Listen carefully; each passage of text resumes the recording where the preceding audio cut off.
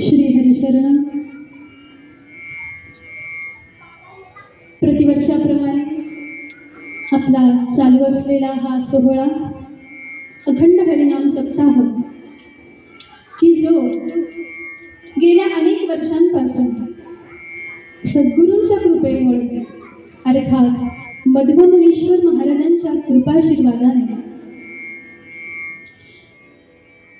गणेशाच्या सद्गुरू किसनगिरी बाबांच्या आशीर्वादाने चालू असलेला आपला हा अखंड हरिनाम सप्ताह, ज्याच्यामध्ये अनेकानेक साधू संतांचा आशीर्वाद प्राप्त झालेले असे अनेकानेक भाविक या क्षेत्रामध्ये निवासाला आहेत. आणि भाग्यवान आहे महाराज मी, भाग्यवान आहे हा भगवंतांचा दास, आणि आपल्या ऋणी सुद्धा आहे. काय ऋणी आहे? कारण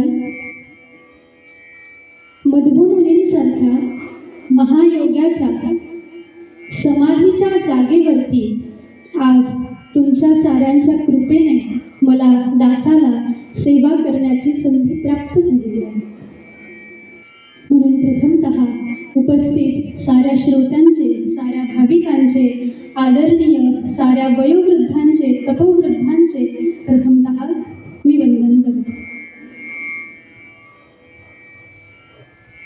सेवेसाठी दासाने या ठिकाणावरती विषय निवडलेला आहे संतांचं चरित्र.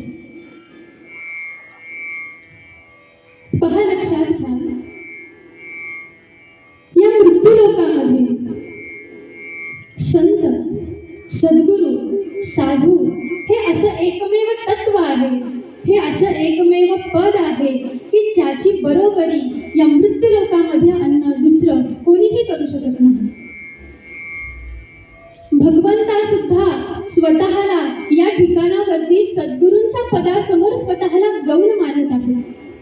एवढी उच्चता सद्गुरूंच्या पदाची, साधूच्या पदाची, संतांच्या पदाची असते. हे पद दिसतं तेवढी सोपी गोष्ट नाही महाराज. साधू आपल्याला डोळ्याला दिसतात, संत आपल्याला डोळ्याला दिसतात, आपल्या सद्गुरूंचा सहवास आपल्याला प्राप्त होतो. याच्यासाठी सुद्धा अनेकानेक जन्मांचं भाग्य तुमच्या माझ्याकडे असायला हवं. त्यावेळेला आपल्याला एका साधूचं दर्शन होत असतं. अनंत जन्माचं पुण्य, त्याचा परिणाम की संतांचं दर्शन तुम्हाला मला प्राप्त होत आहे, सद्गुरूंचं दर्शन तुम्हाला मला प्राप्त होत आहे. आणि म्हणून पहा की सद्गुरूंच्या पदाला, साधूच्या, संतांच्या पदाला एवढं महात्म्य का प्राप्त झालं? कारण सद्गुरूंच्या पदामध्ये, साधूंमध्ये, संतांमध्ये एवढं सामर्थ्य आहे महाराज की आपल्याजवळ असलेली पातकं केवळ त्यांच्या दर्शनाने ते नष्ट करून टाकतात. अदृष्ट दर्शने संतांचे, त्यांचं दर्शन तुम्हाला मला होतंय, केवळ त्यांना पाहिल्याचा परिणाम, केवळ त्यांचं नाम मुखातून गायन झाल्याचा परिणाम की आपले अनंत जन्मीचे जे पाप आहेत ते पाप एका क्षणामध्ये नष्ट होऊन जातात. तुम्हाला मला ज्या वेळेला आपलं पाप नाहीसं करायचं असतं त्यावेळेला आपण कुठे जातो? आपण गंगेमध्ये जातो स्नानासाठी. का जातो? कारण गंगेचं तसं महात्म्य आहे की जो कोणी माझ्यामध्ये येऊन स्नान करेल त्याची सारी पातकं मी आपल्याकडे घेते, अर्थात मी त्याला पापांमधून मुक्त करते. असं महात्म्य आहे गंगेचं, असं महात्म्य आहे तीर्थाचं. पण पहा, लक्षात घ्या, ज्या वेळेला तुमच्या माझ्यासारखे असे अनेकानेक भाविक, भक्त, पापी जीव, पामर जीव, विषयी जीव ज्या वेळेला आपलं पाप नष्ट करण्यासाठी गंगेमध्ये प्रवेश करतो, आपल्या अंगी असलेलं पाप गंगा तिच्याकडे घेते आता त्याचा परिणाम काय झाला? आपलं पाप हे गंगेकडे गेलं. मग गंगा मलिन झाली ना. आणि ज्या वेळेला अशा अनेकानेक जीवांचं पाप स्वतःकडे घेऊन ज्या वेळेला गंगा मलिन होते, त्यावेळेला गंगेला सुद्धा पवित्रता दान करण्यासाठी गंगेमध्ये साधू प्रवेश करत असतात. गंगेमध्ये संत स्नान करत असतात. कशासाठी साधू संत गंगेमध्ये प्रवेश करतात? कशासाठी साधू संत तीर्थक्षेत्रावरती जातात, तीर्थामध्ये स्नान करतात, अर्घ्य दान करतात? कशासाठी करतात?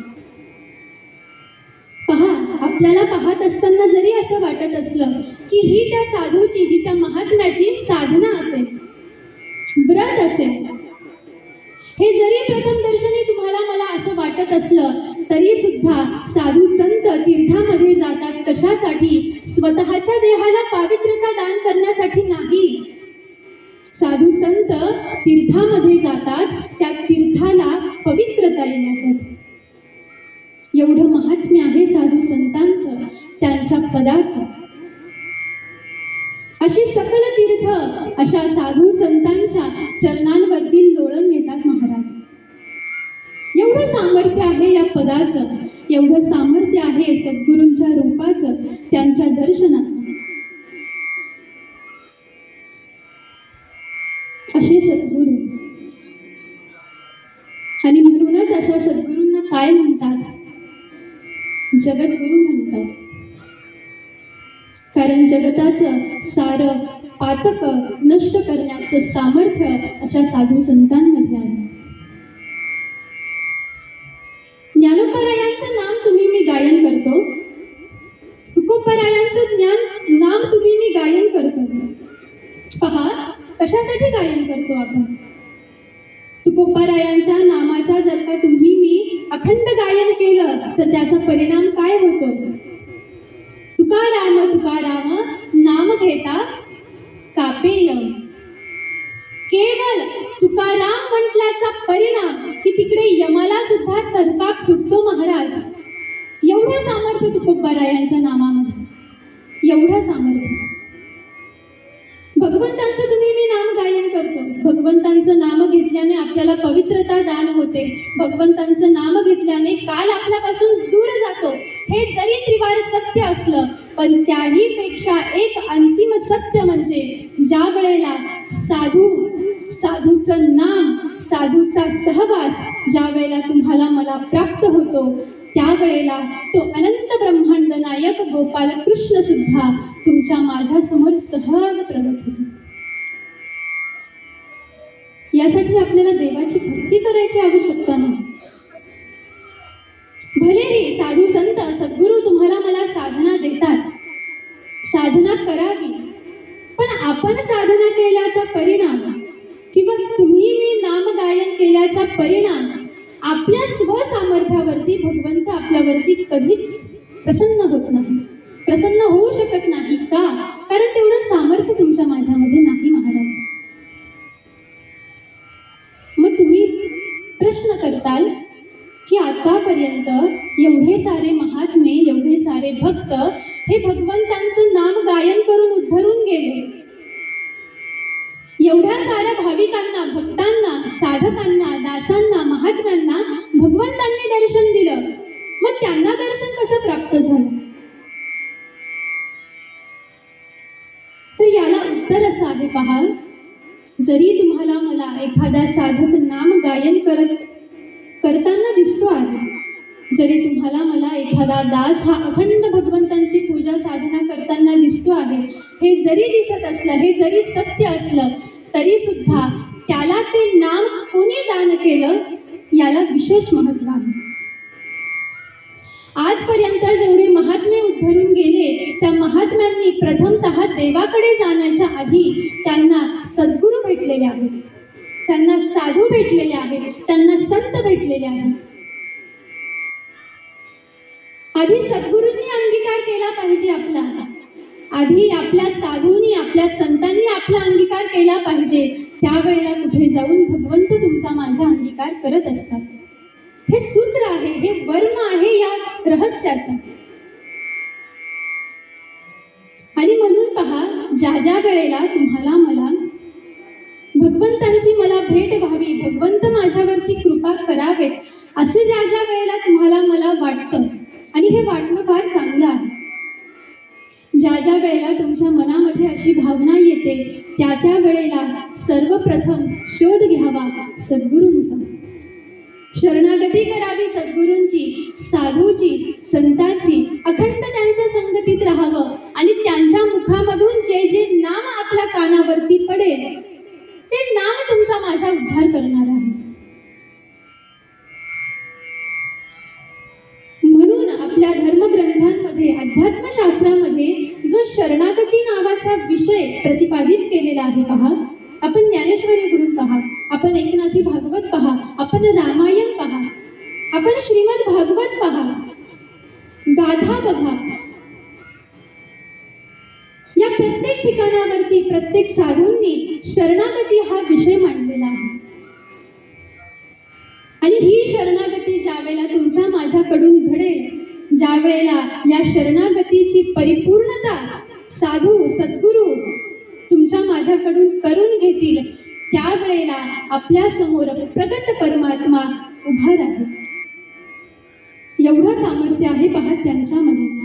आणि म्हणून ऐकायला पाहिजे साधूची कथा, म्हणून ऐकायला पाहिजे सद्गुरूंची कथा, म्हणून ऐकायला पाहिजे संतांचं चरित्र. याच्यासाठी असतात महाराज चरित्र, कारण ते तुम्हाला मला दिशा देणारे आहेत, ते तुमच्या माझ्या जीवनाला एका परमोच्च पायरीवरती नेऊन ठेवणारे आहेत ही चरित्र, आणि म्हणून ऐकायला पाहिजे. आजपर्यंत तुम्ही मी अनेक वेळेला भगवंतांचे अनेक चरित्र श्रवण केलेले आहेत, साधूंचे चरित्र श्रवण केलेले असतील, पण पहा आज भाग्यवान आहोत तुम्ही मी की आपल्याला साधूच्या दरबारामध्ये बसून साधूचं चरित्र श्रवण करण्याची संधी प्राप्त झालेली आहे.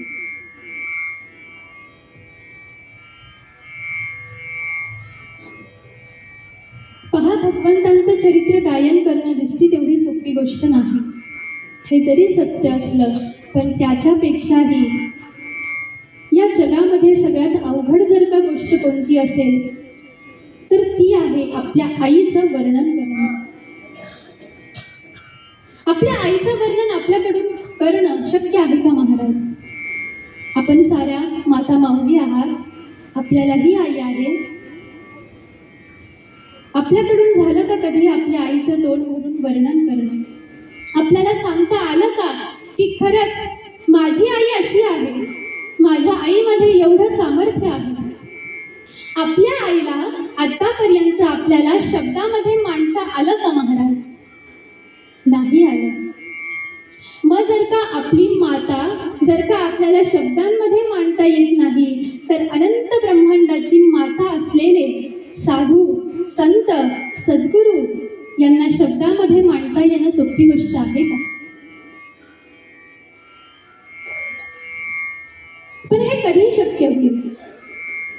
ज्या वेळेला आपल्याला ज्यांना गायन करायचं आहे अशा साधूंची ज्या वेळेला तुमच्या माझ्यावरती कृपा होईल, त्यावेळेला असे साधूच आपल्या मुखातून वर्णन करून घेतील आणि आपल्या कानाने श्रवणही तेच करून घेतील.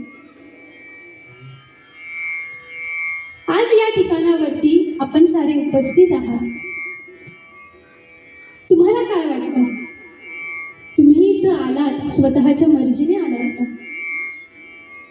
प्रथम दर्शनी जरी तुम्हाला असं वाटत असलं पहा की मला खूप दिवसांपासून इच्छा होती, मी वाटच पाहत होतो की या धर्म मंडपामध्ये कधी कथा आरंभ होईल, कधी अखंड हरिनाम सोहळा चालू होईल आणि कधी मी या ठिकाणावरती येईल, असं जरी तुम्हाला मला वाटत असलं, पण तरी सुद्धा हे वाटणं काही आपलं वाटणं नाही. तुम्हाला असं वाटलं आणि तुम्ही या ठिकाणावरती आले, असे वाटणारे केवळ तुम्ही एवढेच आहात का? तुमच्या शेजारी जे राहत असतील त्यांना सुद्धा असं वाटलंच असेल ना की आता सोहळा सुरू झाला की मी सुद्धा दुपारी चरित्र श्रवण करण्यासाठी मंडपामध्ये, पण ते आले आहेत का? सगळ्या गावाच्या कानावरती ही वार्ता गेलीच असेल की आता मध्वमुनी महाराजांच्या मंडपामध्ये, दरबारामध्ये आता चरित्र सोहळा आरंभ होणार आहे. साऱ्या गावाला कळालं असेल, पण संपूर्ण गाव या ठिकाणावरती आलं का महाराज? नाही आलं. पण तुम्ही मी या ठिकाणावरती आलेले आहोत. कशामुळे? कारण महाराजांना तुम्हाला मला या ठिकाणावरती बोलवून घ्यायचं होतं, म्हणून आपण आलेलो आहोत. इथं आपल्याला वाटलं म्हणून आपण आलो नाही. इथं आपल्याला नाम गावं वाटलं म्हणून तुम्ही मी नाम गायन करत नाही. इथं साधूंना कृपा करायची इच्छा झालेली आहे.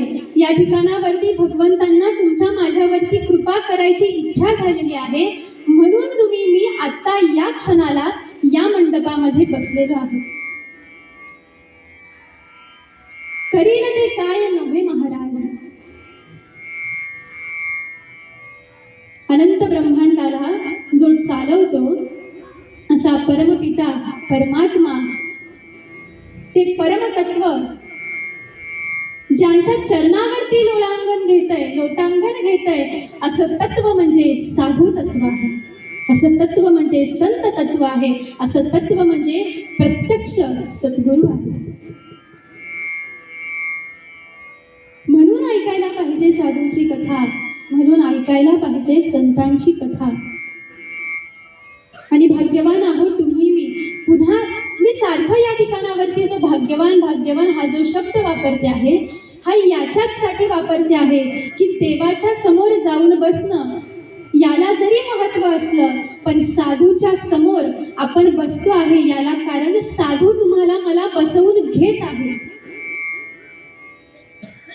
त्यांच्या मनात आलं की हा माझ्या डोळ्यासमोर मला इथं बसलेला पाहिजे, आणि म्हणून आपण बसलेलो आहोत. आणि म्हणूनच भाग्यवान हा शब्द याच्यासाठी की त्या महात्म्याच्या मनामध्ये माझ्यावरती कृपा करायची इच्छा त्यांच्या मनामध्ये उत्पन्न झाली, आणि म्हणून आज त्यांनी तुम्हाला मला या ठिकाणावरती बोलावलं आहे. म्हणून भाग्यवान आहोत आपण. आणि अशा सुंदर अशा धर्म मंडपामध्ये साधूंच्या चरणाजवळ विराजमान होऊन तुम्ही मी काय ऐकणार आहोत? साधूच ऐकणार आहोत, संतच ऐकणार आहोत. आपले सद्गुरू कसे आहेत ते ऐकणार आहोत. आतापर्यंत देव आपण पुष्कळ वेळेला ऐकला असेल. अनेक महात्म्यांच्या मुखामधून आपण आतापर्यंत देव पुष्कळ वेळेला ऐकला असेल. अनेक कीर्तनकारांच्या, प्रवचनकारांच्या मुखांमधून आपण अनेक वेळेला देव ऐकला असेल. तो कसा दिसतो, तो कसा बोलतो, तो कसा वागतो, खूप वेळेला ऐकला असेल महाराज. पण आपल्याला इथून पुढे 7 दिवस ऐकायचं आहे, साधू कसे असतात, साधू कसे दिसतात, साधू कसे बोलतात, आणि साधू आपल्यावरती कशी कृपा करतात. आपल्याला साधूंना ऐकायचं आहे. आपल्याला आपल्या सद्गुरूंना ऐकायचं आहे. आणि म्हणूनच त्याच साधूच्या कृपेमुळे विराजमान आहोत आपण या ठिकाणावरती. पहा, देवाची कथा ऐकायला हवं. पुष्कळ देवाच्या कथेचं श्रवण तुम्ही मी करावं. जेवढा लाभ देवाची कथा श्रवण करून, गायन करून होतो, तेवढाच लाभ किंवा त्याच्यापेक्षा अनंत पटीने जास्त लाभ हा साधूची कथा ऐकल्याने प्राप्त होत असतो. म्हणून साधूची कथा ऐकावी. तसं पाहायला गेलं तर देवाच्या कथेमध्ये, देवाच्या चरित्रामध्ये आणि साधूंच्या चरित्रामध्ये काहीच अंतर नाही. कारण भगवंत आणि संत ह्या आकृत्या जरी तुम्हाला मला भिन्न भिन्न दिसत असल्या तरी सुद्धा भगवंतच संत होऊन येतात आणि संत भगवंतच असतात. हे सूत्र आहे. हरी तेथे संत, संत तेथे हरी, ऐसे वेदचारी बोलतात. भगवंत कुठं असतात? याचं उत्तर आहे, जिथं संत असतात तिथं भगवंत असतात. मग संत कुठं असतात? संत जिथं असतील महाराज त्या ठिकाणावरती ते भगवंतांना आपल्यापर्यंत आणून पोहोचत असतात. भगवंतच संत आहेत आणि संतच भगवंत आहेत. साधू या मृत्यूलोकामध्ये अवताराला येतात, संत या मृत्यूलोकामध्ये अवताराला येतात, भगवंताचं रूप धारण करतात. ज्ञानोबाराय या मृत्यूलोकामध्ये अवताराला आले. काय कारण घडलं ज्ञानोबारायांना येण्यासाठी? आणि कोणी ज्ञानोबारायांचं रूप धारण केलेलं आहे? लोपले ज्ञान जगी ही तर नेनंदी कोणी, हे कारण झालं. आणि म्हणून त्याच्यासाठी अवतार पांडुरंग नाम ठेवियले ज्ञानी. त्या पांडुरंगाने रूप धारण केलं, अवतार धारण केला आणि त्या अवताराला ज्ञानोबाराय हे नाव प्राप्त झालेलं आहे. ज्ञानोबाराय अवतार कुणाचे? महाविष्णूचा अवतार सखा माझा ज्ञानेश्वर. निवृत्तीनाथ अवतार कुणाचे? सदाशिवाचा अवतार स्वामी निवृत्तीदाता. सोपानदेव अवतार कुणाचे? ब्रह्मदेवाचे. आणि मुक्ताबाई आदिशक्ती महामाया जगदंबा साक्षात प्रगट आहे मुक्ताबाईच्या रूपाने. भगवंतांना इच्छा झाली कृपा करायची आणि भगवंतच रूप धारण करून आले ज्ञानोबारायांचे. भगवंताचं रूप धारण करून आले नाथ बाबांचं, एकनाथ महाराजांचं. भगवंताचं रूप धारण करून आले तुकोबारायांचं. आणि त्या आदिशक्तीला ज्या वेळेला इच्छा झाली त्यावेळेला ती आदिशक्ती आली मुक्ताबाई म्हणून, ती आदिशक्ती आली जनाबाई म्हणून, ती आदिशक्ती आली बहिणाबाई म्हणून, ती आदिशक्ती आली मीराबाई म्हणून आलेली आहे. मग ज्या वेळेला असा परमात्मा या मृत्यू लोकामध्ये जन्माला येतो, रूप जरी भिन्न असले, भगवंतांचं रूप जरी भिन्न असलं, साधूचं रूप जरी दिसायला भिन्न असलं, तरी सुद्धा स्वरूप मात्र एक आहे. आणि म्हणून असे जे स्वरूपाने एक असलेले, एकत्व ज्यांनी धारण केलेलं आहे, असे एकदेशीय असून सुद्धा जे बहुदेशीय झाले, अशा साधूंचं चरित्र तुमच्या माझ्याकडून श्रवण झालंच पाहिजे. सकारात्मक या ठिकाणावरती मी बोलते आहे, झालंच पाहिजे. कारण हा जो गाभा आहे, हा गाभा तुम्हाला मला भगवंतापर्यंत नेऊन पोहोचवणार आहे. म्हणून श्रवण करावं, म्हणून सद्गुरूंचं चरित्र श्रवण करावं. पहा, लक्षात घ्या, या ठिकाणावरती बसलेल्या भाविकांचे सद्गुरू जरी भिन्न भिन्न असले, परंतु तुमच्या माझ्या सद्गुरूंचे सुद्धा जे सद्गुरू आहेत ते मात्र एक आहे. तुमच्या माझ्या सद्गुरूंचे सद्गुरू म्हणजे ज्ञानोबाराय आहेत. तुमच्या माझ्या सद्गुरूंचे सद्गुरू म्हणजे तुकोबाराय आहेत. तुमच्या माझ्या सद्गुरूंचे सद्गुरू नाथ महाराज आहेत. महाराज म्हणून आपण आपल्या साधूंचं, म्हणून आपण आपल्या सद्गुरूंचं चरित्र श्रवण करत आहोत. आपल्याला आपले सद्गुरू कसे आहेत हे जाणून घ्यायचं आहे. आता देवाला जाणण्याचा आपण पुष्कळ प्रयत्न केला, ऐकण्याचा सुद्धा प्रयत्न केला, पण आता जरासा प्रयत्न आपल्या सद्गुरूंना ऐकण्याचा करायचा आहे. मग कशासाठी सद्गुरूंचं चरित्र ऐकायचं? ज्या वेळेला तुम्ही मी एखाद्या साधूचं, संताचं, आपल्या सद्गुरूंचं ज्या वेळेला चरित्र तुम्ही मी श्रवण करतो, त्यावेळेला आपल्या सद्गुरूंनी आपल्या जीवनामध्ये तपस साधना कशा पद्धतीनं केली याचं ज्ञान तुम्हाला मला प्राप्त होतं.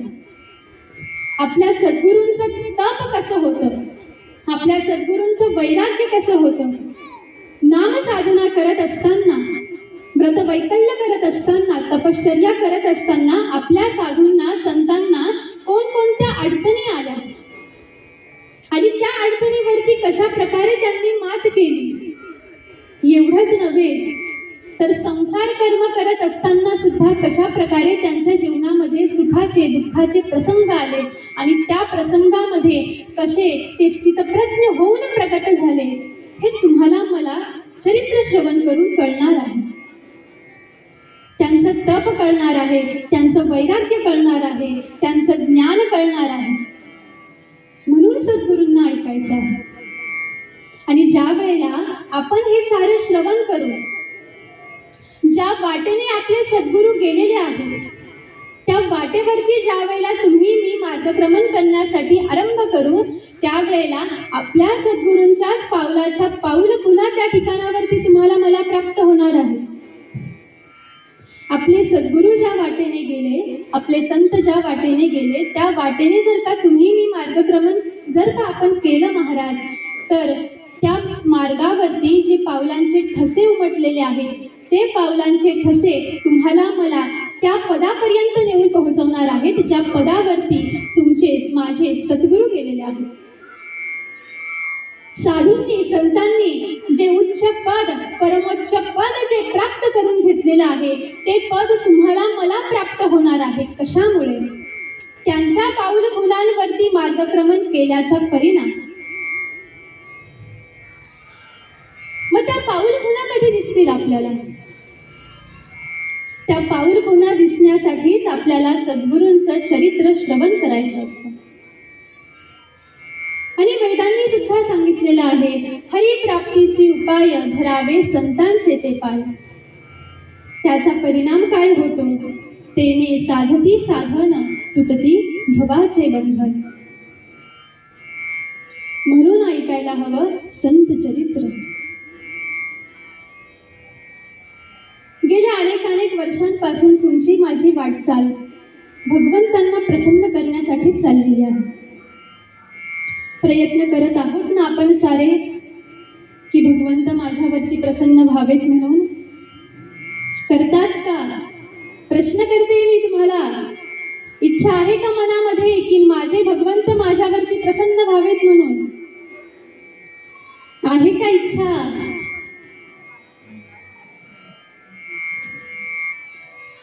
इच्छा आहे महाराज. जरी जी प्रगट नसली ना तरी सुद्धा पहा, ज्या वेळेला आपल्या मुखामधून नाम गायन होत आहे ना, तर ते नाम गायन केल्याचा परिणाम आपल्याला जरी आपल्या देहामध्ये आपल्या शरीरावरती त्याचा परिणाम नाही जाणवला तरी सुद्धा आपल्या देहामध्ये जे आत्मतत्व आहे ते आत्मतत्व एक वेळेला राम म्हणण्याने तुष्ट होत आहे. ते आत्मतत्व प्रसन्न होत आहे. आणि ज्या वेळेला ते आत्मतत्व प्रसन्न होईल त्यावेळेला हृदयामध्ये असलेला राम तुमच्या माझ्या समोर प्रत्यक्ष प्रगट होणार आहे.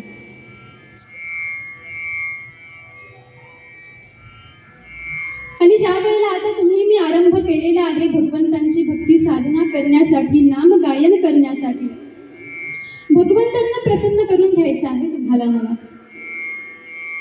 ही गोष्ट जरी आज तुमच्या माझ्या लक्षात नाही आली, याचं गांभीर्य जरी तुमच्या माझ्या या ठिकाणावरती या घडीला या क्षणाला जरी नाही लक्षात आलं तरी सुद्धा तुमच्या माझ्या जीवनामध्ये एक असा काळ येईल महाराज ज्या वेळेला तुम्हाला मला या गोष्टीची सत्यता ही प्राप्त होणार आहे. प्रत्येकाच्या जीवनामध्ये तो क्षण येतो. म्हणून पहा, निर्धार आहे आपला, मनोगत आहे आपलं की आपल्याला भगवंतांना प्रसन्न करून घ्यायचं आहे.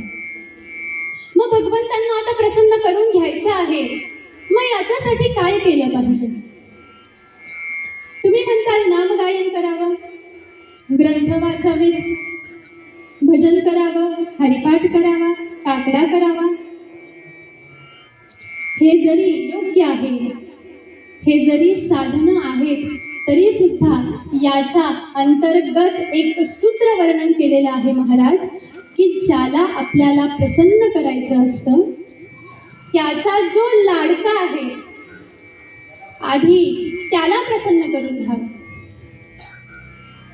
आणि देवाचे लाडके कोण आहे? संत.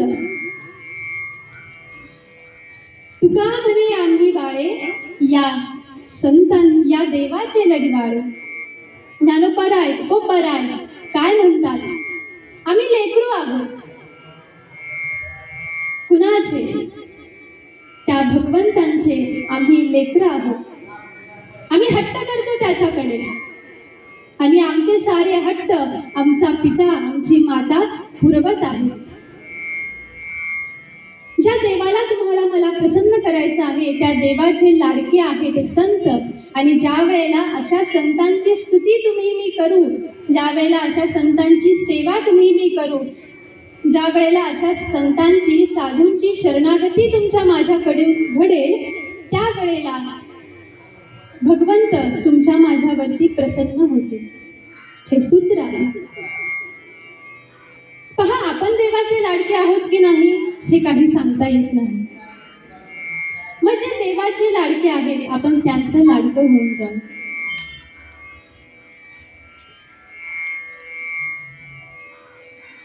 आपल्या साऱ्यांकडे गाया असतील, आपल्या गोठ्यामध्ये गाय असेल. गाय कुणाची आहे? आपण सांगत असताना काय म्हणतो? ही जी समोर गाय दिसते आहे ना, ही माझी गाय आहे. सांगत असताना आपण त्या गायीला जरी माझं म्हणत असलो, पण तात्विक दृष्ट्या ती गाय कुणाची आहे? ती गाय तिच्या वासराची असते. आणि अशा गायीचं ज्या वेळेला तुम्हाला मला दूध प्राप्त करून घ्यायचं असतं, त्यावेळेला तुम्ही मी पहा, माझ्यापेक्षा तुम्हाला अधिक माहिती असेल, पण संतांच्या मुखांमधून महात्म्यांच्या मुखांमधून जो दृष्टांत मी श्रवण केला, त्या दृष्टांताचं जरासं मार्मिक चिंतन मी तुमच्यासमोर प्रकट करणार आहे. गाय जरी आपली आहे, पण ती गाय आपली नाही, ती गाय तिच्या वासराची असते. गाईचं तुम्हाला दूध काढायचं आहे, मग आपण सरळ जाऊन गाईचं दूध काढायला बसतो का महाराज? नाही. महात्मे म्हणतात, ज्या वेळेला तुम्हाला मला गाईचं दूध काढायचं असतं, त्यावेळेला आपण तिच्यासमोर उभं राहिलो की ती तुम्हाला दूध देणार नाही. त्याच्यासाठी काय करावं लागेल? त्याच्यासाठी तिचं जे वासरू आपण तिच्यापासून लांब दावणीला बांधलेलं आहे ना, आधी त्या वासराला सोडवावं लागेल. त्या वासराची आणि त्याच्या आईची भेट घडवून द्यावी लागेल. आणि त्या लेकराला पाहून ज्या वेळेला त्या गाईला पान्हा फुटेल महाराज, त्यावेळेला त्या वासरामुळे तुम्हाला मला दूध प्राप्त होईल. हे जसं सूत्र आहे, तसं ज्या वेळेला भगवंतांची प्राप्ती तुम्हाला मला करून घ्यायची असते, त्यावेळेला भगवंतांचा धावा करण्याच्या अगोदर भगवंतांचे जे लढीवाळ भक्त आहेत अशा संतांचा धावा अगोदर करावा.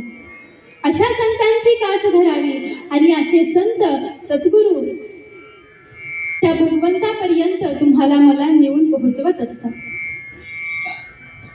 आणि म्हणून जे देवाचे लाडके आहेत ना, त्यांचं आपण लाडकं व्हावं. लाडकी लेक मी संतांची, आणि त्याचा परिणाम काय झाला? मजवरी कृपा बहुतांची.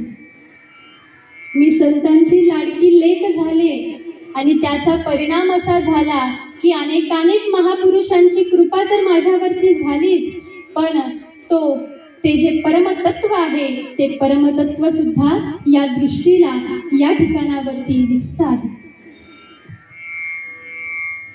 आणि मग संतांचं लाडकं होण्यासाठी काय केलं पाहिजे? मग संतांचं लाडकं होण्यासाठी संतांची कथा ऐकली पाहिजे, संतांची कीर्ती श्रवण केली पाहिजे आणि संतांचं अखंड नामगायन केलं पाहिजे. आणि भगवंत सुद्धा गीतेमध्ये हाच उपदेश अर्जुनजी महाराजांना प्राप्त करून देत आहेत या ठिकाणावरती की अर्जुना, माझा आवडता भक्त कोणता? त्यावेळेला भगवंतांनी 4 भक्त सांगितले. उदारा सर्व एवैते ज्ञानित्वामैव मे मतम, आर्तो जिज्ञासु अर्थार्थी ज्ञानीच भरदर्शक. भगवंतांनी 4 प्रकारचे भक्त सांगितले. एक आर्त भक्त, एक जिज्ञासू भक्त, एक अर्थार्थी भक्त आणि एक ज्ञानी भक्त. आणि एवढंच बोलून भगवंत थांबले नाहीत, तर भगवंत पुढे वर्णन करतात की हा जो आर्त भक्त आहे, हा जो जिज्ञासू भक्त आहे आणि हा जो अर्थार्थी भक्त आहे, हे भक्त जरी दिसत असले परंतु यांचा मला प्राप्त करून घेण्यापाठीमागे काहीतरी हेतू आहे, काहीतरी उद्देश आहे. आणि ग्रंथांच्या भाषेत यालाच सकाम भावना असं म्हणतात, सकाम भक्ती असं म्हणतात.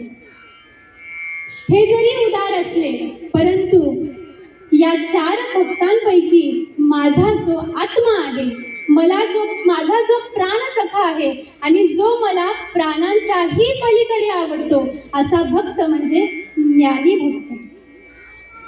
आणि अशा ज्ञानी भक्ताची मुक्त कंठाने भगवंतांनी त्या ठिकाणावरती स्तुती गायन केलेली आहे, वर्णन केलेलं आहे. मग असे ज्ञानी भक्त कोण आहेत? असे ज्ञानी भक्त म्हणजे साधू आहेत, संत आहेत, की ज्यांनी भगवंतांना प्राप्त करून घेत असताना कोणतीही इच्छा मनामध्ये बाळगली नाही. एक हेतू, एक वासना, एक इच्छा, एक आकांक्षा की तो परमपिता परमात्मा जगदीश्वर अनंत ब्रह्मांड नायक गोपाल कृष्ण हे माझे व्हावे, ही इच्छा.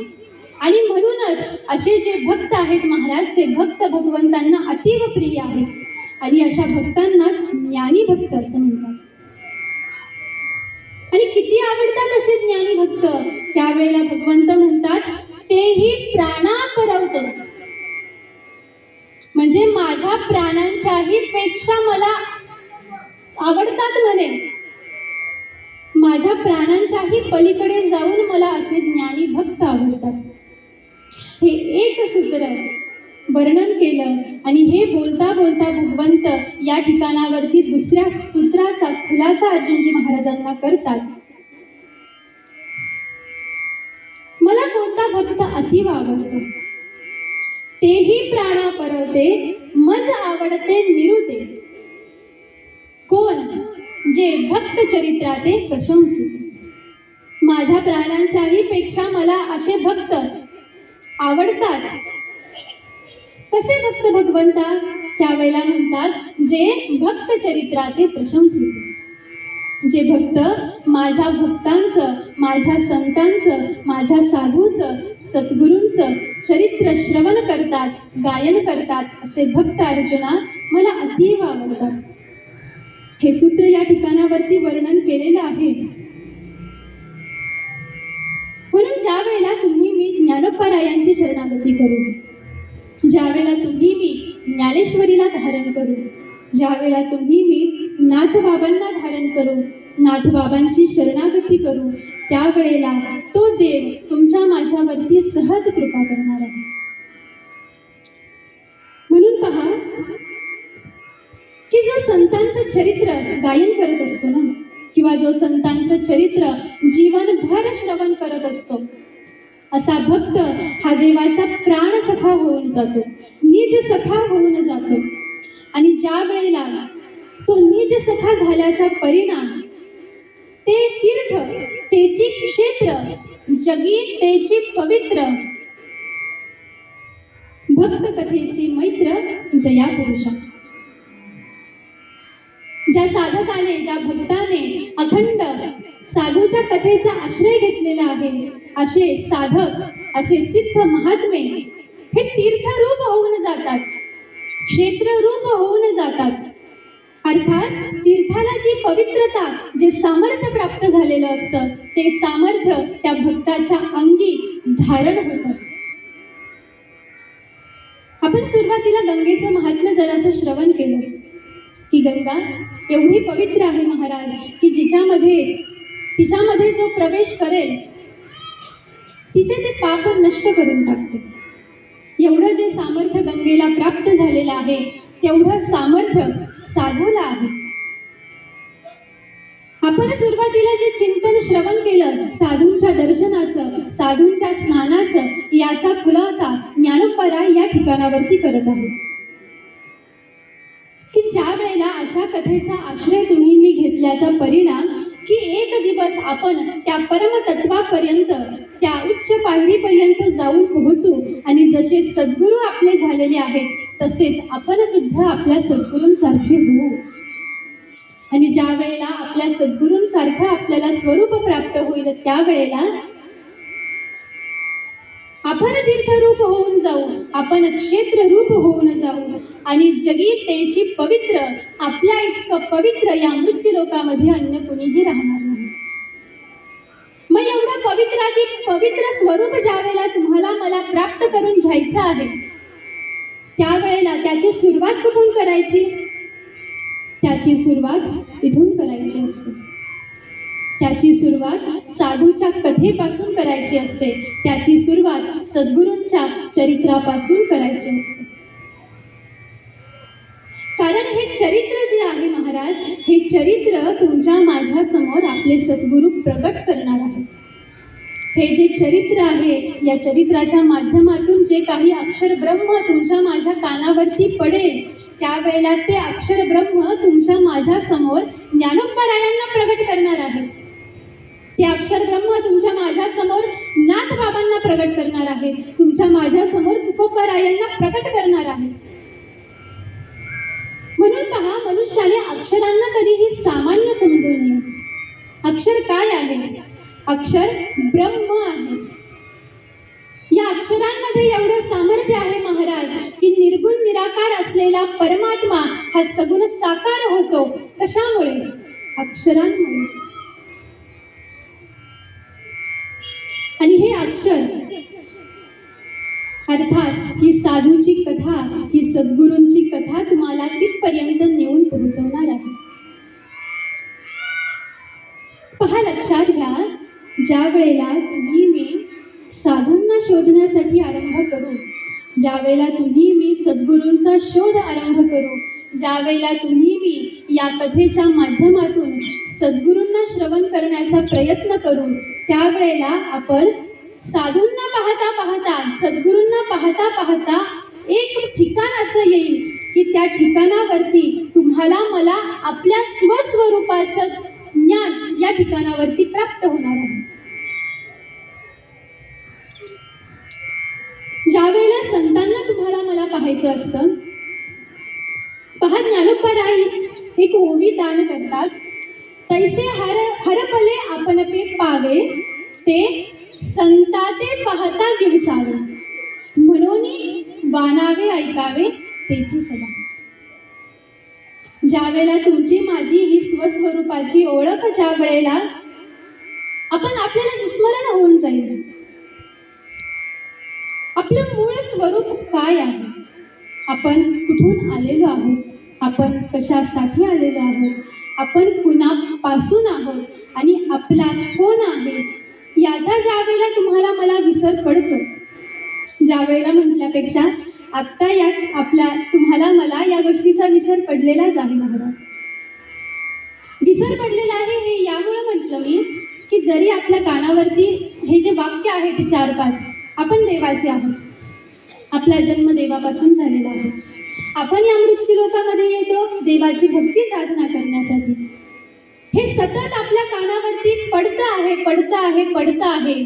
पण हे एवढं ऐकलं, परंतु जे आत्मतत्वाला जी अनुभूती प्राप्त झाली नाही ना महाराज, त्याचा हा परिणाम आहे.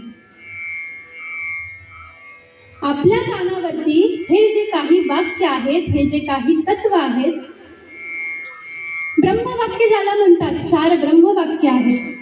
अहम ब्रह्मास्मी, तत्वमसी, हे जे काही ब्रह्मवाक्य आहेत हे आपल्या कानावरती येतात. आणि पहा, महात्मे असे सांगतात की या वाक्यांचा ज्या वेळेला तुमच्या माझ्या कानावरती ज्या वेळेला हे वाक्य पडतात, हा उपदेश ज्या वेळेला पडतो, त्यावेळेला तुमचा माझा उद्धार हा होऊन जात असतो. मग शब्दांच्या माध्यमातून तुम्ही मी ऐकलेलं आहे, अहम ब्रह्मास्मी, अर्थात मी ब्रह्म आहे, अर्थात मी देव आहे. मी देवापासून आलेलो आहे. कशासाठी आलेलो आहोत? देवापासून जो विभक्त झालेलो आहोत, पुन्हा त्या देवामध्ये एकरूप होण्यासाठी मी या ठिकाणावरती आलेलो आहोत. आणि मला भगवंतांची भक्ती साधना करून पुन्हा त्या स्वस्वरूपाला प्राप्त करून घ्यायचं आहे. हे आपण साऱ्यांनी ऐकलं असेल. ऐकलं आहे का? मग ऐकलं जर आहे तर मग त्याचा परिणाम अजून आपल्यामध्ये का दिसून येत नाही? याला उत्तर असं आहे हे जे ऐकलं महाराज, हे या कानातून ऐकलं आणि या कानातून सोडून दिलं गेलेलं आहे. ज्या वेळेला हीच वाक्य पुन्हा सद्गुरू त्यांच्या मुखामधून सांगतील, त्यावेळेला ह्या कानाने ऐकलेलं इथं स्थिर होईल.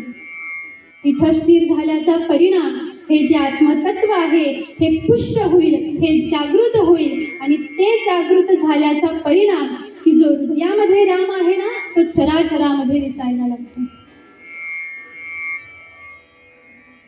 मग चराचरामध्ये जर का राम पाहायचा आहे, आपण श्रवण करू नामदेवरायांच्या चरित्रामध्ये.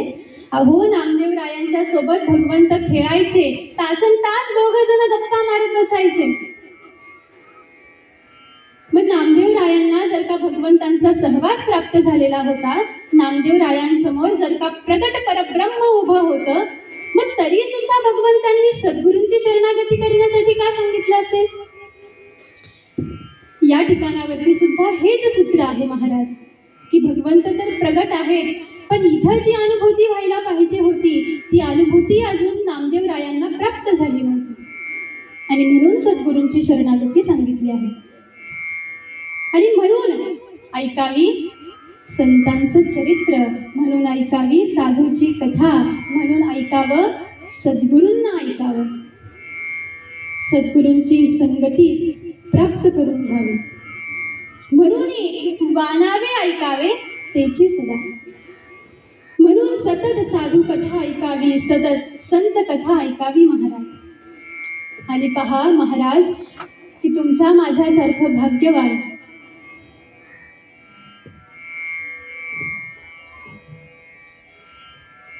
आळंदीमध्ये या क्षणाला जेवढे काही लोक राहत असतील, जेवढे काही भाविक राहत असतील, ते जेवढे पुण्यवान असतील, पैठणामध्ये जेवढे माणसं राहत असतील, मग ते पापी असोत, अभक्त असोत, पुण्यवान असोत किंवा साधक असोत, कुणीही असोत, ते जेवढे पुण्यवान असतील महाराज, आपण सुद्धा तेवढेच पुण्यवान आहोत बरं का. म्हणून इथून पुढे असं कधीच म्हणू नये की किती भाग्यवान आहेत ते लोक, की ते ज्ञानोपारायांच्या सोबत राहतात, आळंदीमध्ये राहतात, किती भाग्यवान आहेत ते लोक, ते पैठणला राहतात, किती भाग्यवान आहेत ती माणसं जी देहूमध्ये राहतात. हे आपण का म्हणू नये आता? कारण आपण सुद्धा त्यांच्याच कोटीमध्ये आहोत. पण याचा विसर कदाचित तुम्हाला मला पडला असेल. मी कशामुळे हे बोलते, कुणी सांगू शकेल? मी स्वतःला भाग्यवान म्हणवून घेते आहे, तुम्हाला भाग्यवान म्हणवून घेते आहे. कशामुळे? कारण मध्व मुनीश्वर महाराजांसारख्या महात्म्याच्या गावामध्ये तुम्ही मी राहत आहोत. त्यांचं गाव आहे हे मी का म्हणते आहे? कारण ते ज्या वेळेला नाशिकवरून आले, त्यावेळेला या ठिकाणावरती आपण उपस्थित नसू आणि त्यावेळेला गावाची परिस्थिती सुद्धा काहीतरी निराळीच असेल.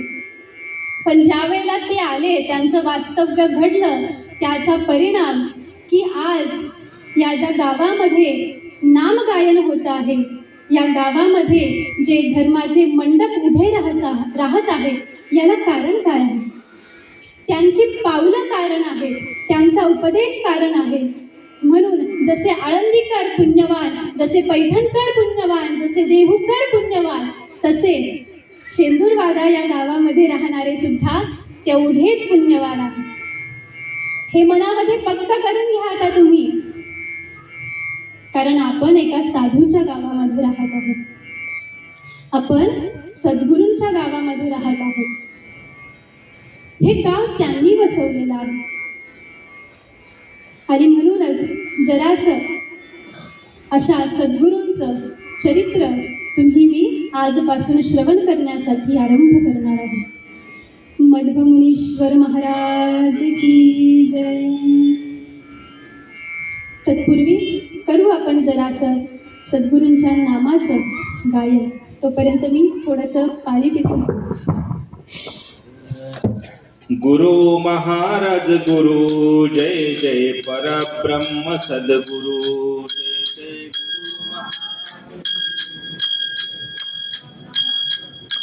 गुरु जय जय गुरु महाराज गुरु जय जय परब्रह्म सद्गुरु जय जय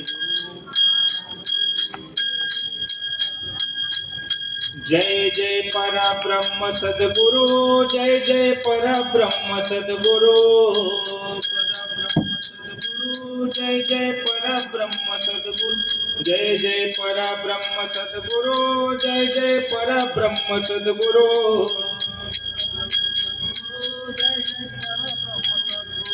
जय जय गुरु महाराज गुरु जय जय परब्रह्म सद्गुरु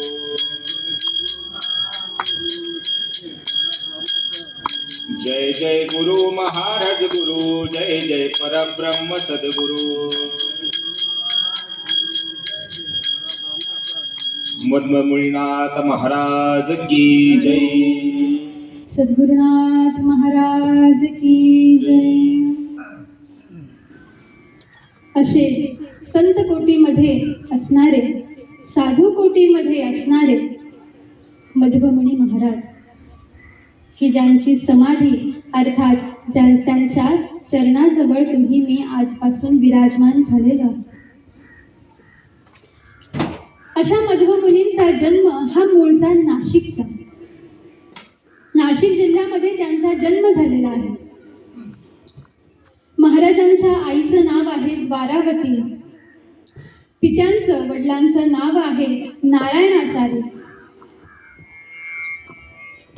आणि आई साहेबांना वयाच्या 42व्या वर्षी पुत्ररत्न प्राप्त झालं. आणि जे रत्न प्राप्त झालं त्या पुत्राचं नाव त्र्यंबक असं ठेवण्यात आलेलं आहे. वयाच्या 42व्या वर्षी झालेले आहेत त्र्यंबक, त्यामुळे अतिशय लाडाचे. जे काही हट्ट असतील, जो काही हट्ट असेल तो हट्ट आई वडील सारा गाव हा पुरवतो आहे. अतिशय लाडके, रूपही अतिशय सुंदर दिलेलं आहे महाराज. कुरुळे कुरुळे केस आहेत, काळे भोर नेत्र आहेत,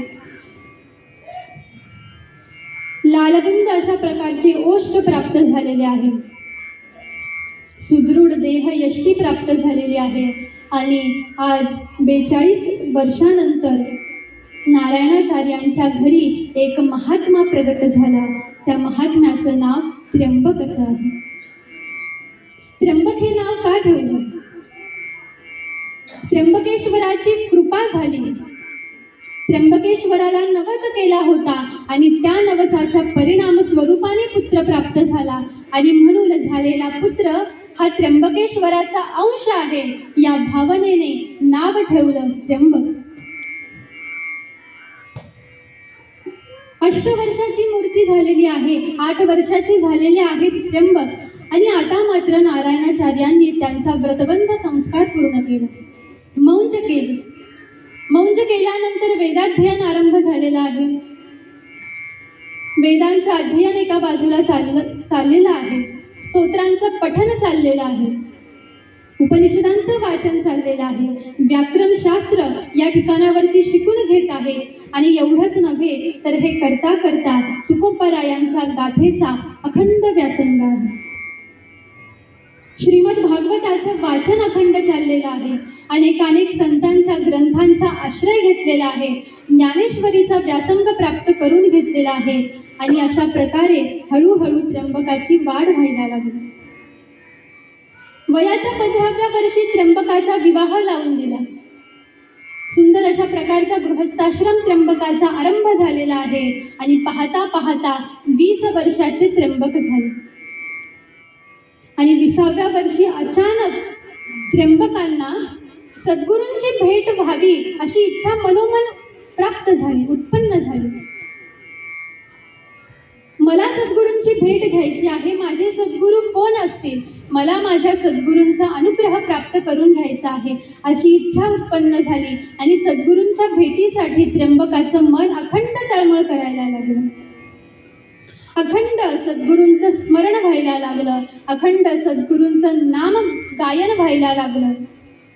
मी कुठे शोधू माझ्या सद्गुरूंना? माझे सद्गुरू मला कुठे सापडतील? माझे सद्गुरू कोण असतील? माझे सद्गुरू मला कधी प्राप्त होतील? अखंड याचं चिंतन आणि याच चिंतनामध्ये एक दिवस त्र्यंबकाने घर सोडलं. तीर्थयात्रा करता करता वाटचाल करत करत करत करत येऊन पोहोचले सप्तशृंगी मातेच्या गडावरती आणि जपाचा अनुष्ठान आरंभ करून दिलेला आहे की जगदंबा, आता तूच मला माझ्या सद्गुरूंची भेट करवून देशील. आणि म्हणून मातेच्या चरणाजवळ त्र्यंबक विराजमान झालेला आहे आणि अनुष्ठान आरंभ करून दिलेला आहे. अनुष्ठानामध्येच रत असताना एक दिवस त्र्यंबकांना योग निद्रा प्राप्त झाली आणि स्वप्न दृष्टांत झाला. सप्तशृंगी जगदंबा सगुण साकार त्र्यंबकाच्या समोर उभी राहिलेली आहे आणि जगदंबा म्हणायला लागली, त्र्यंबका, तुझं अनुष्ठान पूर्ण झालेलं आहे. आता तुझ्या कारणासाठी माझ्यापर्यंत येऊन पोहोचलास. तू ज्या कारणासाठी हे अनुष्ठान आरंभ केलेलं आहे ते कारण आता लवकरच सिद्धीला जाईल. म्हटले, आई, माझे सद्गुरू कोण आहेत? माझे सद्गुरू मला कुठे भेटतील? माझ्या सद्गुरूंचं नाव काय असेल मला सांग. त्यावेळेला जगदंबाने उपदेश दान केला, आज्ञा दान केली. म्हटले, त्र्यंबका, हा जो वनीचा गड आहे, या गडाभोवती निबिड अरण्य आहे. माझी आज्ञा आहे तुला की तू या अरण्यामध्ये या गडाला सव्य प्रदक्षिणा घाल. ज्या वेळेला तू या अरण्यामध्ये प्रवेश करशील त्यावेळेला प्रथमतः तुझ्या डोळ्यासमोर जी आकृती येईल, मग ती आकृती पशुची असो, पक्षाची असो किंवा एखादा मनुष्य असो, जे काही तुझ्या डोळ्यासमोर दिसेल, मनामध्ये कोणताही विकल्प न आणता तू त्याला सद्गुरू म्हणून शरण जा. आणि उपदेश दान करून जगदंबा अंतर्धान पावली. त्र्यंबकाने आपले नेत्र उघडले आणि लक्षात आला संकेत आणि त्र्यंबक आरंभ केली त्र्यंबकाने जगदंबेची सव्य प्रदक्षिणा. सव्य अर्थात उजवी प्रदक्षिणा आरंभ केलेला आहे. आता प्रदक्षिणेसाठी निबिड अरण्यामध्ये प्रवेश केलेला आहे आणि वाटचाल करता करता, प्रवास करता करता अचानक एका ठिकाणावरती त्र्यंबकाची पावले जाऊन थांबली. समोर पाहतात तर काय, समोर वाघ आहे, व्याघ्र आहे. सद्गुरूंना इच्छा झाली, मला त्र्यंबकावरती कृपा करायची आहे आणि सद्गुरूंनी रूप धारण केलं व्याघ्राचं. परंतु वाघ समोर आलेला आहे. परंतु त्र्यंबकाचा निर्धार एवढा महाराज की मनामध्ये कोणताही विकल्प न आणता सर्व भावे त्र्यंबकाने त्या व्याघ्रासमोर लोटांगण घातलं. दंडवत प्रणाम केला व्याघ्राला.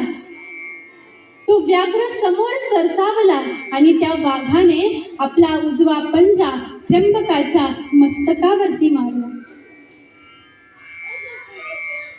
आणि पाहता पाहता ज्यावेळेला त्र्यंबकाने आपले नेत्र उघडले महाराज, तर सगुण साकार सद्गुरू ज्यांनी व्याघ्राचं रूप धारण केलेलं होतं असे सद्गुरू शुकमुनी प्रकट झालेले आहेत. अनुग्रह दान केला त्र्यंबकांना. तत्वमसीचा उपदेश दान केला आणि आज्ञा केली. म्हटले, त्र्यंबका, आता तू इथून घरी जा. जो अनुग्रह मी तुला दान केलेला आहे, अखंड त्या नामाचं तू चिंतन करत राहा, साधना कर. आणि हे करता करता एका बाजूला तुला हरिकीर्तन करायचं आहे. आज्ञा प्राप्त झाली आणि त्र्यंबक येऊन पोहोचले नाशिकला.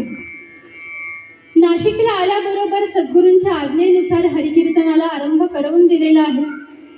प्रवचन आरंभ झालेली आहे आणि पाहता पाहता साऱ्या नाशिकमध्ये ही वार्ता जाऊन पोहोचली की त्र्यंबकांना व्याघ्राने अनुग्रह दिलेला आहे, त्र्यंबकावरती कृपा झालेली आहे. आणि पाहता पाहता त्र्यंबकाकडे हरिकीर्तन श्रवण करण्यासाठी अनेक लोक यायला लागले. सद्गुरूंनी त्र्यंबकाला एक नाव दान केलं, मध्वमुनी. सकल मध्वाचा जो ईश असा मध्वमुनी हे नाव प्राप्त झालं. आणि अशा प्रकारे त्र्यंबकाचे झाले मध्व मुनीश्वर. साधना एका बाजूला चाललेली आहे, हरिकीर्तन एका बाजूला चाललेलं आहे आणि एक दिवस सद्गुरूंनी आदेश केला. म्हटले, मध्व मुनी त्र्यंबका, तुला आता तीर्थयात्रा करायची आहे. सद्गुरूंचा आदेश शिरसावंद मानला आणि 1 वर्षापर्यंत त्र्यंबक मुनींनी नाशिकच्या आसपास जो परिसर होता त्या परिसरामध्ये अखंड भ्रमंती आरंभ केली. नाशिकच्या परिसरामध्येच भृगु ऋषींचा आश्रम होता. भृगु ऋषींनी गणेशाची स्थापना त्या आश्रमामध्ये केलेली होती आणि त्या ठिकाणावरती मध्व मुनींचं आगमन झालं. त्या स्थानाचं महात्म्य लक्षात आलं आणि मध्व मुनींनी त्या ठिकाणावरती गणराजांची भक्ती साधना करण्यासाठी आरंभ केला. पाहता पाहता यथायोग्य समयाला गणराज प्रसन्न झाले आणि आशीर्वाद दान केला, आज्ञा दान केली. म्हटले, मध्व मुनी महाराज, माझी कृपा तुमच्यावरती प्राप्त झालेली आहे. मी कृपावंत आहे तुमच्यावरती आणि माझी अशी इच्छा आहे, त्या परमपित्या परमात्म्याची भगवंतांची अशी इच्छा आहे की आपण आता इथून पुढं कवित्व करावं. अर्थात तुम्ही स्तोत्र लिहा, तुम्ही टीका करा. जो काही भाव तुमच्या हृदयामध्ये स्फुरण होईल तो भाव ही भगवंतांची आज्ञा समजून त्याचं तुम्ही लिखाण करा. आदेश दान केला. गणराज अंतर्धान पावले आणि इथून पुढं मध्व मुनी हे कवीश्वर झाले. काव्यस्फूर्ती त्यांना व्हायला लागली, काव्यस्फुरण व्हायला लागलं आणि पाहता पाहता अनेकानेक ग्रंथ, अनेकानेक रचना, अनेकानेक ओव्या, अनेकानेक स्तोत्र मध्व मुनींनी आपल्या हाताने लिहून काढले. ज्यावेळेला पंचवटीमध्ये मध्व मुनी येऊन पोहोचलेले आहेत तीर्थयात्रा करत करत, त्यावेळेला वाल्मिकी रामायणावरती टीका केली, रामायण ग्रंथाचा विस्तार केला आणि अनेकांनी तीर्थयात्रा करत करत पुन्हा नाशिकला येऊन पोहोचले. आणि याच प्रसंगामध्ये सप्तशृंगी गडावरती एक घटना घडली. एक कुष्ठरोगी होता. त्याने अनेक औषधोपचार केले परंतु त्याचा रोग काही बरा व्हायला तयार नाही. कुष्ठरोग प्राप्त झालेला आहे. मग आता काय करावे?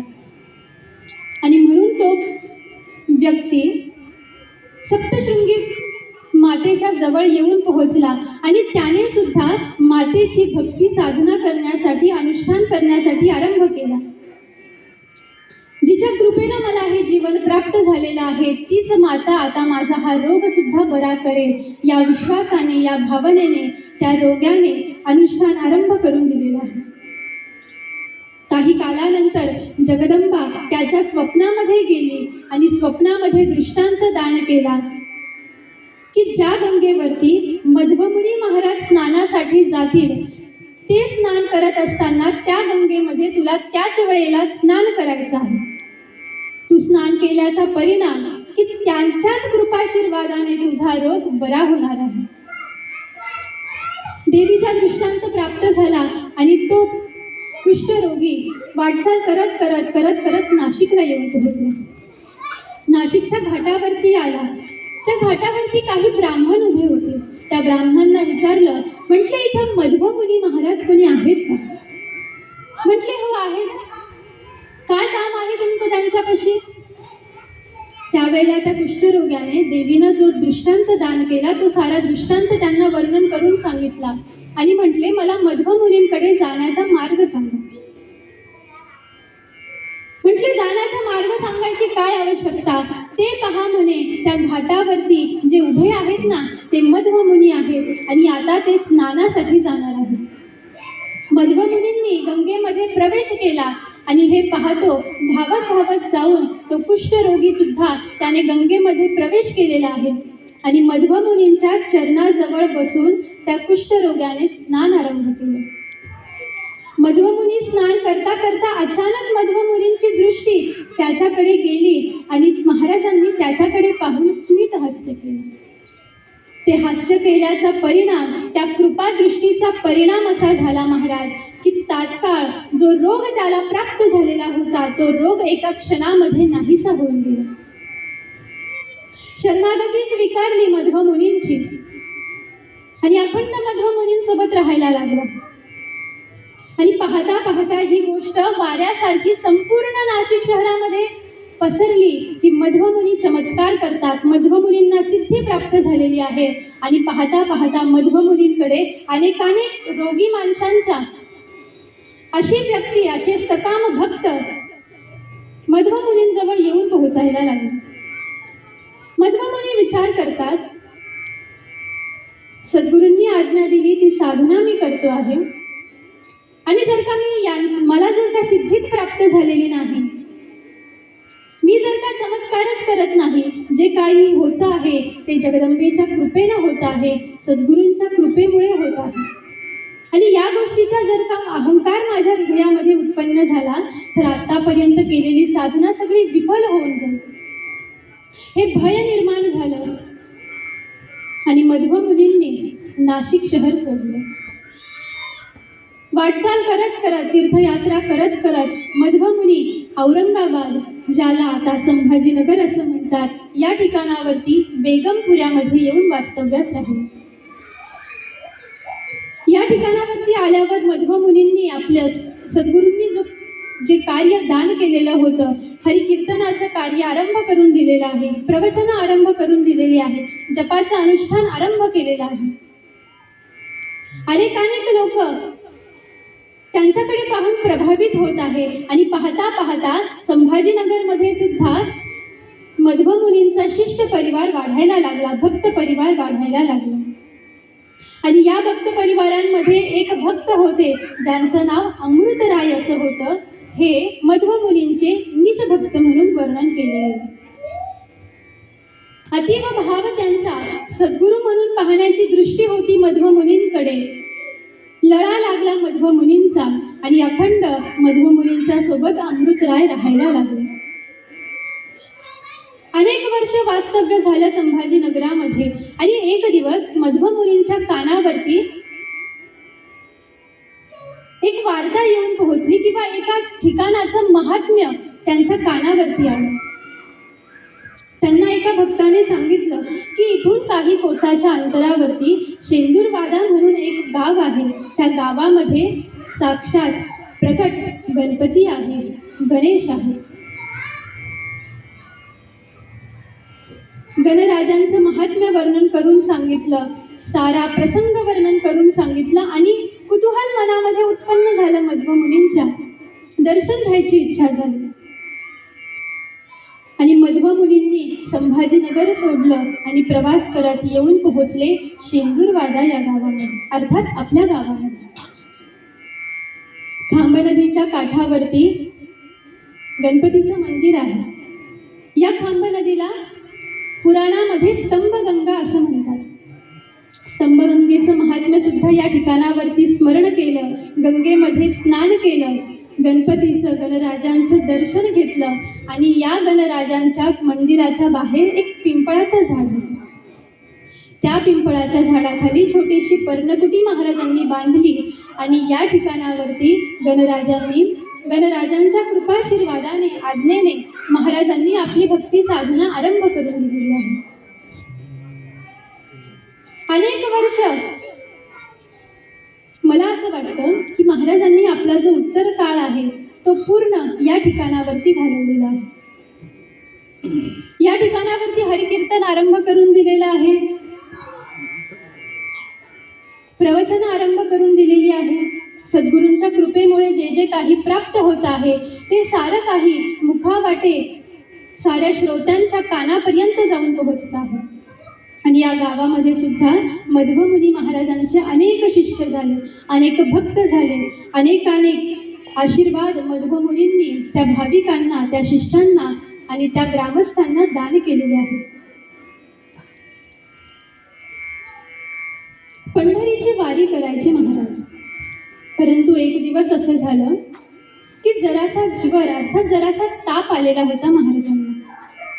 परंतु इच्छा होती की मला पंढरीला जायचं आहे. मग काय करावं?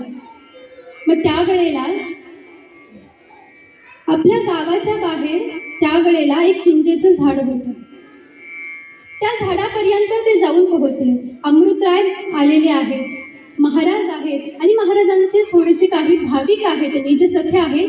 असे सारे जण मिळून पंढरीची वारी करण्यासाठी त्यांनी आरंभ केलेला आहे आणि वाटचाल करत करत त्या चिंचेच्या झाडापर्यंत येऊन पोहोचले.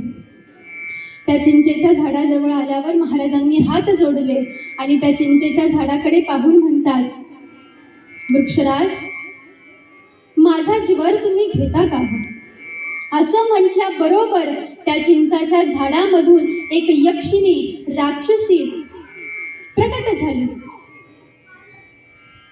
प्रकट झाल्याबरोबर तिने महाराजांना अभिवादन केलं, वंदन केलं आणि सांगितलं, म्हटली, महाराज, अहो, शुकमुनींनी मला शाप दिलेला होता आणि त्याच्या परिणाम स्वरूपाने मी या चिंचेच्या झाडावर गेल्या अनेक वर्षांपासून नव्हे अनेक कालापासून मी इथं राहत होते. परंतु शाप त्यांनी असा दान केलेला होता की ज्या वेळेला मध्व मुनी तुला त्यांचा ज्वर देतील, शीत ज्वर ज्या वेळेला दान करतील, त्यावेळेला तुझा उद्धार होऊन जाईल. महाराज, आज तुम्ही तुमचा ज्वर मला दिलेला आहे, तुमचा ताप दिलेला आहे आणि त्याच्या परिणाम स्वरूपाने आज माझा उद्धार झालेला आहे. हे सारं पाहिलं. महाराजांना याच्यामध्ये काही नवल वाटत नव्हतं. का? कारण त्या अवस्थेपर्यंत, त्या सिद्धतेपर्यंत ते जाऊन पोहोचलेले होते. पहा कसं असतं, ज्या वेळेला हे जे काही आपण म्हणतो की साधूंनी चमत्कार केले, संतांनी चमत्कार केले, ते चमत्कार नसतात महाराज. ते त्यांच्या देहाला एवढं सामर्थ्य प्राप्त झालेलं असतं की त्यांच्याकडून ती कृती घडणं, अर्थात ही गोष्ट सहज आहे. त्यांच्या दृष्टीने जर का पाहिलं तर ही गोष्ट अत्यंत सहज आहे.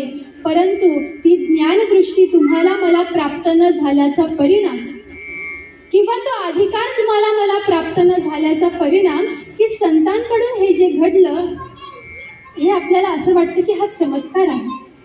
पण पहा, ज्या वेळेला ते पद तुम्हाला मला सुद्धा प्राप्त होईल, ज्या वेळेला तो अधिकार तुम्हाला मला सुद्धा प्राप्त होईल, त्यावेळेला तुमच्या माझ्या हे सूत्र लक्षात येणार आहे की ही सहज अवस्था आहे, ही सहज स्थिती आहे आणि ही सहज भावना आहे, हा चमत्कार नाही. आणि म्हणून मध्वमुनींकडे ज्या वेळेला पाहिलं तर समस्थिती आहे. महाराजांची स्थितप्रज्ञ वृत्ती आहे. कोणत्या गोष्टीचा आनंदही नाही आणि कोणत्या गोष्टीचा दुःख सुद्धा नाही. सुखही नाही आणि दुःखही नाही. एकमेव आहे ज्याला म्हणतात परम आनंद.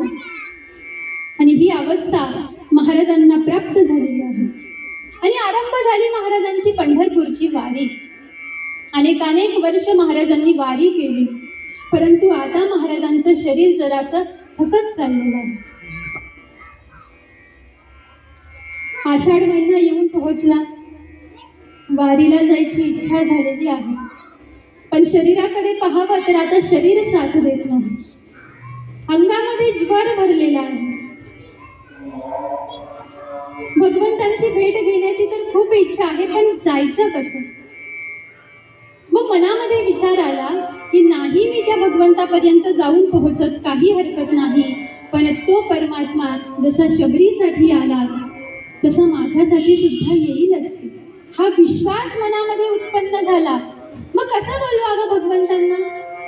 मग महाराजांनी सुंदर अशा प्रकारे पत्र लिहिलं, अनेक ओव्या लिहिल्या की ज्याच्यामध्ये एक ओवी महाराज लिहितात, श्री शुक योगेंद्राचा नाथ दर्शना येण्या असमर्थ, आपण येऊनी कृतार्थ करेगा पांडुरंगा. हा जो दास आहे हा कोण आहे? श्री शुक योगींद्राचा दास आहे. माझ्या सद्गुरूंचा मी शिष्य आहे, परंतु मी देवा तुमच्यापर्यंत येण्यासाठी असमर्थ आहे. मग मी नाही येऊ शकत ना, मग तुम्ही माझ्यापर्यंत येऊन मला कृतार्थ करा. सुंदर अशा प्रकारे ओव्यांचं पत्र लिहिलं आणि ते पत्र अमृतराय महाराजांकडे दिलं, अर्थात आपल्या शिष्याच्या हाती दिलं आणि सांगितलं की भगवंतापर्यंत हे पत्र पंढरपूरला नेऊन पोहोचलं. प्रवास करत करत, तीर्थयात्रा करत करत अमृतराय येऊन पोहोचले पंढरपुरामध्ये. पाहतात तर काय एवढी गर्दी आहे महाराज पंढरपुरामध्ये आणि प्रश्न उपस्थित झाला की आता महाराजांनी हे पत्र तर दिलेलं आहे, पण हे पत्र आता भगवंतापर्यंत जाईल कसं? आणि एवढ्या वेळामध्ये एक तेजपुंज ब्राह्मण त्या ठिकाणावरती येऊन पोहोचले. अमृतरायांना पाहिलं आणि म्हणतात, मध्वमुनी महाराजांचं पत्र कोणी आणलेलं आहे? म्हटले हो, आमच्याकडे आहे. म्हटले माझ्याकडे द्या. आणि त्या ब्राह्मणाने ते पत्र घेतलं महाराज, आणि पाहता पाहता तो ब्राह्मण त्या मंदिरामध्ये अदृश्य होऊन गेला. अमृतराय महाराज पुन्हा वारी संपवून महाराजांजवळ येऊन पोहोचले. घडलेला सारा प्रसंग सांगितला आणि हे श्रवण केलं तर महाराजांच्या नेत्रांमधून अश्रू वाहायला लागले. अष्टसात्विक भाव जागृत झाले आणि सांगितलं, म्हटले अमृतराय, अरे जो ब्राह्मण तुझ्या समोर उपस्थित होता ना, तो ब्राह्मण साधा सुधा नसून प्रत्यक्ष पांडुरंग तुझ्या समोर उपस्थित होता आणि त्या पांडुरंगाने माझं पत्र घेतलेलं आहे. समाधान प्राप्त झालं की आता माझा देव मला दर्शन देण्यासाठी माझ्याजवळ येणार आहे. अनुष्ठान आरंभ करून दिलं महाराज. पुन्हा एक वेळेला जपानुष्ठान आरंभ केलेलं आहे आणि पुन्हा एक वेळेला स्वप्न दृष्टांत प्राप्त झाला आणि पंढरपूरचा पांडुरंग महाराजांसमोर उपस्थित झालेला आहे आणि म्हणतात, मध्वमुनी महाराज, तुम्ही नाही येऊ शकत ना माझ्यापर्यंत? काही हरकत नाही, मी तुमच्यापर्यंत आलेलो आहे. म्हटले कुठे आहात मग तुम्ही? म्हटले उद्धव भट्टांच्या भिंतीमध्ये मी आहे. आता तू मला तिथून बाहेर काढ. एवढं सांगितलं आणि भगवंत अंतर्धान पावले. दुसऱ्या दिवशी सकाळी मध्वमुनींनी साऱ्या ग्रामस्थ लोकांना जवळ केलं, एकत्र बोलवलं आणि सारा घडलेला दृष्टांत वर्णन करून सांगितलं. ज्या भिंतीमध्ये भगवंतांनी निर्देश केलेला होता तिथपर्यंत येऊन पोहोचले. भिंत खणण्यासाठी आरंभही केला, परंतु पाहतात तर काय भगवंत तिथं नाही. गावामध्ये काही कूटस्थ लोक होते. नाना प्रकारची दूषणं दिली महाराजांना. म्हटले भिंतीमध्ये कुठे देव असतो का? तुम्हाला रात्रीचा झोप लागती, तुम्ही त्याला दृष्टांत म्हणून नाव देतात. तुम्हाला पडलं असेल एखादं स्वप्न, भगवंत काय कुठे भिंतीमध्ये असतो का? म्हटलं नाना प्रकारची दूषणं दिली. पण ज्या लोकांनी दूषणं दिली त्याच लोकांच्या स्वप्नामध्ये प्रत्यक्ष भगवंत गेले आणि सांगितलं की ज्या ठिकाणावरती तुम्ही भिंत खांदली ना, ती जागा चुकीची होती. मी सांगतो तुम्हाला मी कुठं आहे. आणि त्या लोकांना भगवंतांनी सांगितलं की या जागेवरती मी आहे. दुसऱ्या दिवशी महाराजांजवळ तीच लोक येऊन पोहोचली. क्षमा अपराध मागितला, चरणावरती लोटांगण घेतलं आणि म्हटले, महाराज चला आता आपण आपल्या भगवंतांना बाहेर काढू. भगवंतांनी ज्या ठिकाणावरती निर्देश केलेला होता त्या ठिकाणावरती पहिला घाव मारल्याबरोबर भगवंतांचा नाकाला तो घाव लागला आणि जसाच घाव लागला भगवंतांच्या नाकामधून रक्त यायला लागलं. हे पाहिलं मध्वमुनींनी. हृदय कासावीस झालं, नेत्रांमधून अश्रू वाहायला लागले आणि सारं काही दूर सारून दिलं आणि मध्वमुनी पुढं सरसावले आणि भगवंतांच्या नाकाला आपल्या बोटाचा फक्त स्पर्श केल्याचा परिणाम तिथे घळघळ वाहणारं रक्त एका क्षणामध्ये थांबून गेलं. आणि मध्वमुनींनी स्वतःच्या हाताने त्या भिंतीची एक एक वीट बाजूला केली आणि पाहतात तर काय, समोर सगुण सजीव देहधारी ज्याने तुळसी माला गळ्यामध्ये धारण केलेली आहे, चंदन तिलक मस्तकावरती आहे, अनेकानेक गोपाळ उपस्थित आहे, असा सगुण देहधारी परमात्मा मध्वमुनींनी पाहिला. मध्वमुनींनीच काय, संपूर्ण ग्रामस्थांनी पाहिला महाराज. आणि पाहता पाहता त्या सगुण साकार असलेल्या भगवंतांनी, सजीव देह असलेल्या भगवंतांनी मूर्तीचं रूप धारण केलं.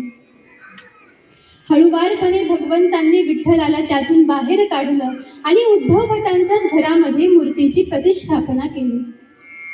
स्थापनेचा तिथी होता मार्गशीर्ष शुद्ध चतुर्दशी. भव्य दिव्य सोहळा केला भगवंतांच्या प्रागट्याचा. महावीर अभिषेक संपन्न केला, सुंदर अशा प्रकारे भगवंतांचा शृंगार केलेला आहे. आणि आज पंढरीचा परमात्मा पांडुरंग मध्वमुनींचं निमित्त करून तुमच्या माझ्यासाठी आज उद्धव भटांच्या घरामध्ये येऊन बसले. शेंदुरवादा वस्ती खेळी जग तरवायाला दली आरती मध्वनाथा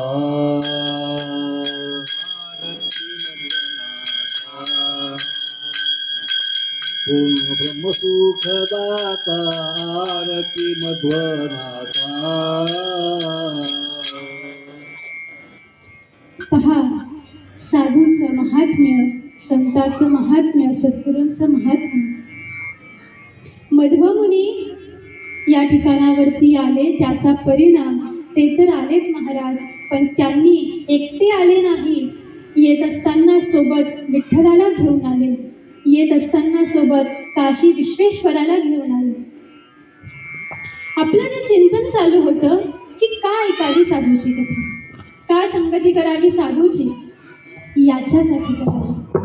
ते जर आले तर त्यांच्या पाठोपाठ भगवंत सुद्धा येत असतात. ते जर आले तर त्यांच्या पाठोपाठ जगदंबा सुद्धा येत असते. म्हणून ऐकायला पाहिजे कथा. आणि पहा, पुन्हा एक वेळेला की भाग्यवान आहोत तुम्ही मी, आपण सारेजण, की महाराजांच्या चरणाजवळ बसून आपण महाराजांची कथा, महाराजांच्या कोटीमधले जे काही अनेक साधू संत आहेत त्यांची कथा श्रवण करण्यासाठी तुम्ही मी आरंभ केलेला आहे. आता कशा रीतीनं महाराज तुम्हाला मला भावदान करतील, आज्ञादान करतील, आणि आता कशा रीतीनं दासाच्या मुखामधून संतांचं चरित्र गायन होईल, तुम्हा आम्हा साऱ्या भाविकांच्या कर्णातून श्रवण होईल, हे सारं तुम्ही मी सुद्धा पाहू महाराज उद्याच्या सत्रामध्ये. झालेली सेवा गुरु महाराजांच्या चरणी समर्पित करून, महाराजांच्या चरणी समर्पित करून या ठिकाणावरती वाणीला पूर्णविराम देतो. मध्वमुनी महाराज की जय. कुंडली कवरदा हरिविठ्ठल श्री ज्ञानदेव तुकाराम, पंढरीनाथ भगवान की जय. माऊली ज्ञानेश्वर महाराज की जय. जगद्गुरु श्री संत तुकाराम महाराज की जय. शांती ब्रह्म एकनाथ महाराज की जय.